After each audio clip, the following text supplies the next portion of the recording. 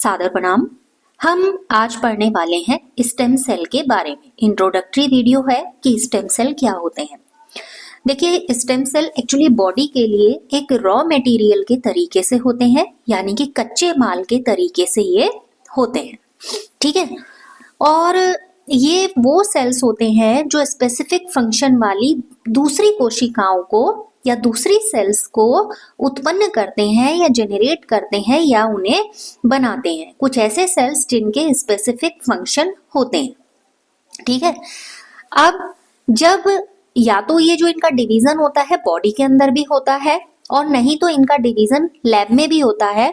तो लैब में या बॉडी में जब ये स्टेम सेल डिवाइड होते हैं तो आफ्टर डिवीजन ये क्या करते हैं, डॉटर सेल में कन्वर्ट होते हैं। ये हम जानते ही हैं, क्योंकि जब भी हम सेल डिवीजन को पढ़ते हैं तो सेल डिवीजन में फाइनल रिजल्ट क्या आता है, डॉटर सेल आते हैं। तो यहाँ पर भी चाहे इनका डिवीजन हम लैब में कर रहे हैं या बॉडी में हो रहा है, तो स्टेम सेल डिवाइड होकर क्या बनाते हैं, डॉटर सेल।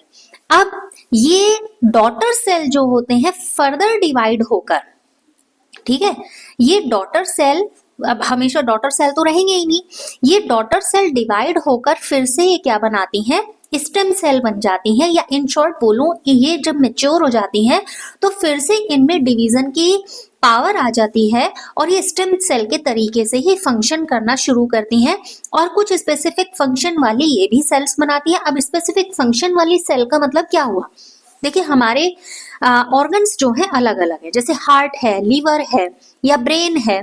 तो ये जो स्पेसिफिक फंक्शन वाले जो सेल्स हैं, जैसे हमारे क्या हो गए, ब्लड सेल्स, ठीक है, ब्लड सेल्स हो गए, या हमारे हार्ट मसल सेल्स हो गए, हार्ट मसल सेल, ठीक हो गया।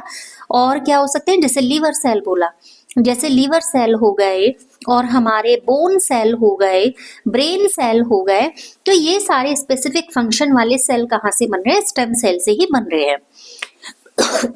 बॉडी की कुछ और सेल्स भी होती हैं जो नई तरीके की सेल्स को उत्पन्न करने कैपेसिटी नहीं रखती हैं, यानी कि स्टेम सेल ही डिवीजन करेंगी, स्टेम सेल ही नई सेल को बनाएंगी और ये इनमें एक नेचुरल कैपेसिटी होती है। ठीक है, बाकी बॉडी की दूसरी सेल में नेचुरल कैपेसिटी नहीं होती है कि वो इस तरीके का डिवीजन कर पाए और इस तरीके से नए सेल को वो या स्पेसिफिक फंक्शन वाली सेल्स को वो बना पाए। तो शरीर के यानी कि बॉडी के अन्य किसी भी जो न्यू सेल हैं उनमें ऐसे नए सेल को उत्पन्न करने की क्षमता नहीं होती है। तो स्टेम सेल स्पेसिफिक सेल्स को बनाती है। फिलहाल इसमें इतना ही, नए टॉपिक के साथ जल्दी मिलेंगे। धन्यवाद।